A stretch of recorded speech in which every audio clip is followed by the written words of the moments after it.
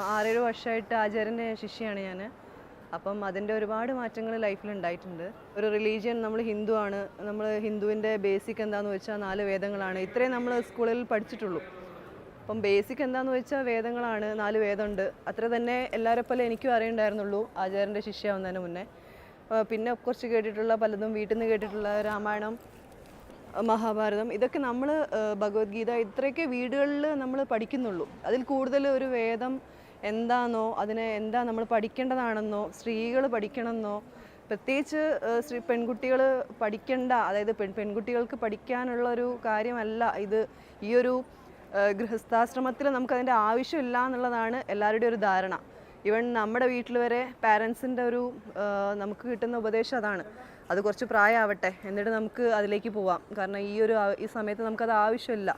കാരണം കുറച്ചുകൂടെ ഏജായിട്ട് നമുക്കതൊക്കെ പഠിക്കാം. ഇപ്പം എന്തിനാ വെറുതെ മോളിതിന് പോകുന്നത്? കാരണം എന്നെ ഒരു 8 വർഷത്തോളം എന്നെ ഇതിന് എഗെയിൻസ്റ്റായിട്ട് എനിക്ക് പഠിക്കാൻ പറ്റാതെ ഒരു 8 വർഷത്തിന് ശേഷമാണ് ഞാൻ ആചാര്യൻ്റെ ശിഷ്യയാവുന്നത്. അത്രയും കാലം എനിക്കത് വെയിറ്റ് ചെയ്യേണ്ടി വന്നു.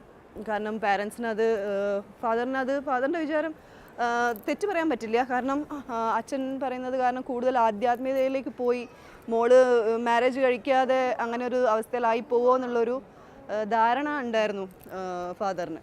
പക്ഷേ പഠിച്ചു കഴിഞ്ഞാൽ, അത് നമ്മൾ ഒരാൾ പഠിച്ചു കഴിയുമ്പോഴേ അതിൻ്റെ എന്തൊക്കെ ചേഞ്ചസ് നമുക്ക് വരുന്നു എന്നുള്ളത് നമുക്ക് മനസ്സിലാക്കാൻ പറ്റുള്ളൂ. വെറുതെ ഒരു സന്യാസമല്ല, സന്യാസികൾക്ക് മാത്രം പറഞ്ഞിട്ടുള്ളതല്ല വേദപഠനം. കാരണം വേദപഠനം നമ്മളൊരു കുഞ്ഞ് ജനിക്കുമ്പോൾ തൊട്ട്, അമ്മയുടെ ഉദരത്തിലുള്ളപ്പോൾ തൊട്ട് കുഞ്ഞ് കേട്ട് വളരേണ്ടതും കുഞ്ഞ് ചൊല്ലി തുടങ്ങേണ്ടതുമായിട്ടുള്ള ഒരുപാട് കാര്യങ്ങളാണ്.